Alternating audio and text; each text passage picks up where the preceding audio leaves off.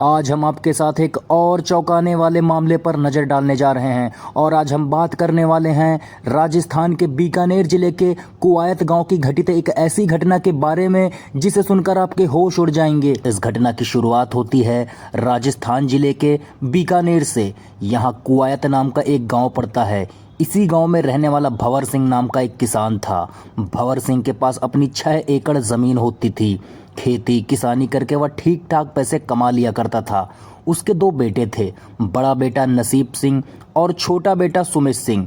नसीब सिंह जन्म से ही एक आंख से अंधा था, इसी वजह से उसकी शादी नहीं हो पाई थी, लेकिन वह गांव में अपनी किराने की दुकान चलाता था। दूसरा बेटा सुमित था, जिसकी शादी 3 साल पहले कांता के साथ करवा दी गई थी। शुरुआत में सब कुछ ठीक चल रहा था। सुमित और कांता बड़े ही अच्छे तरीके से रह रहे थे, लेकिन कुछ दिनों बाद सुमित को एक बात की तलब लग गई। वह हर तीसरे चौथे दिन पिता से कहता है, पिताजी मुझे विदेश जाना है, वहाँ पैसे कमाने हैं। पिता भंवर सिंह ने मना किया, लेकिन सुमित नहीं माना। उसने कहा, जो जमीन मेरे हिस्से में आती है उसे बेचकर मुझे विदेश भेज दो। थक हार कर भंवर सिंह ने अपनी 1 एकड़ जमीन गांव के सरपंच को बेच दी और सुमित को ऑस्ट्रेलिया भेज दिया। सुमित ऑस्ट्रेलिया चला गया। शुरू में वह रोज वीडियो कॉल करता था, अपनी पत्नी कांता से बात करता था, लेकिन धीरे धीरे उसने फ़ोन करना बंद कर दिया। ना वह परिवार से बात करता, ना अपनी पत्नी से। लगभग 6 महीने ऐसे ही गुजर गए। कांता पूरी तरह अकेली हो चुकी थी। ससुर और जेठ के साथ रहती थी। गरीब परिवार से थी, इसलिए कुछ कह नहीं पाती थी, लेकिन वह नहीं जानती थी कि आगे चलकर उसके साथ क्या होने वाला था। 10 दिसंबर 2025 का दिन था। सुबह करीब 8 बजे का समय था। नसीब सिंह अपनी दुकान पर जाने के लिए तैयार हो गया। कांता रसोई में खाना बना रही थी। नसीब दुकान चला गया। 1 घंटे बाद भंवर सिंह ने अपने खेतों में पानी डालने चला गया। अब घर में कांता अकेली रह गई। लेकिन दुकान पर जाने के बाद नसीब के मन में कांता के ख्याल आने लगे। उसने सोचा, पिता खेत में है, कांता अकेली है, क्यों ना इसका फायदा उठाया जाए। उसी समय दुकान बंद की और घर लौट आया। दरवाजा खटखटाया। कांता ने दरवाजा खोल दिया। नसीब ने कहा, मैं अपना मोबाइल फ़ोन भूल गया था। वह अंदर गया, लेकिन वहां उसने देखा कांता कपड़े धो रही थी। उसकी खूबसूरती ने नसीब की नीयत खराब कर दी। नसीब ने घर का मुख्य दरवाजा बंद कर दिया। कांता के मुंह पर हाथ रखा, उसे घसीट कर कमरे में ले गया। उसकी ही चुन्नी से उसका मुंह बांध दिया, हाथ पैर भी बांध दिए, और फिर उसने कांता के साथ जबरदस्ती गलत काम किया।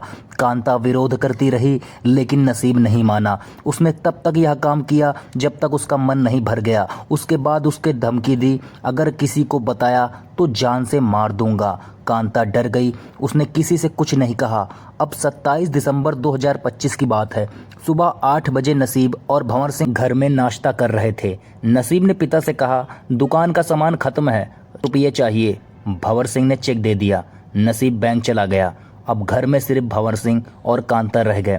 भंवर सिंह उस दिन अपनी बहू कांता को देख रहा था। उसकी नीयत बिगड़ गई।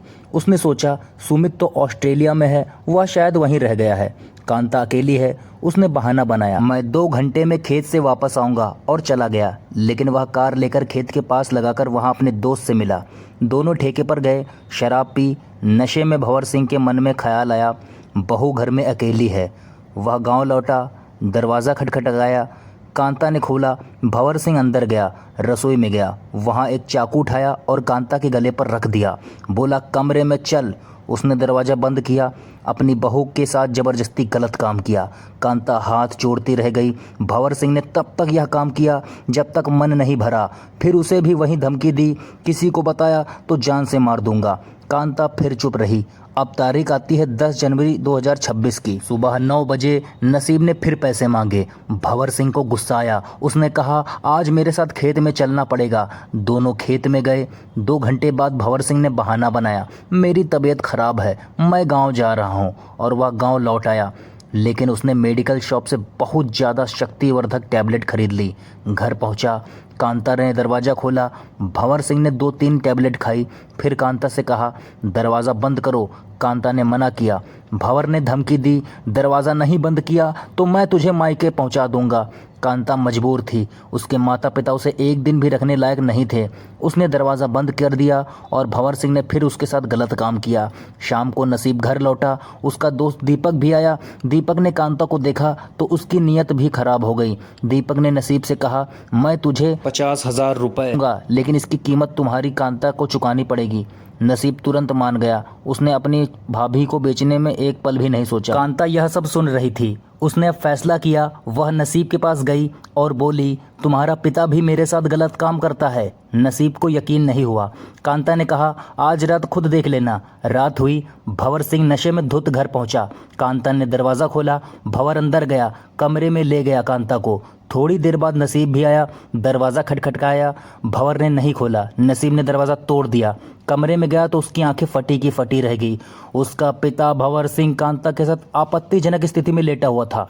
नसीब को बहुत गुस्सा आया। उसने कुल्हाड़ी उठाई और अपने ही पिता की गर्दन काट डाली। इसी बीच कांता चुपके से बाहर निकली और चिल्लाने लगी। पड़ोसी इकट्ठा हो गए। एक पड़ोसी ने पुलिस को कॉल किया। आधे घंटे बाद पुलिस गई। भंवर सिंह का शव जमीन पर पड़ा था। नसीब को गिरफ्तार कर लिया गया। जब कांता ने पूरी कहानी बताई कि कैसे नसीब ने पहले उसके साथ गलत किया, फिर भंवर सिंह ने कैसे नसीब उसे दीपक को बेचने वाला था, तो पुलिस के होश उड़ गए। दोस्तों, इस पूरे घटनाक्रम में कांता का कोई कसूर नहीं था। उसके तो साथ बाप और बेटे मिलकर जुल्म किए। नसीब पर चार्जशीट दायर कर दी गई। अदालत अब यह तय करेगी कि उसे क्या सजा मिलेगी। इस घटना को सुनाने का मकसद किसी को दुखी करना नहीं, बल्कि आपको सतर्क और जागरूक करना है। अगर आप लोग हमारे चैनल पर नए हैं तो प्लीज़ चैनल को सब्सक्राइब करें।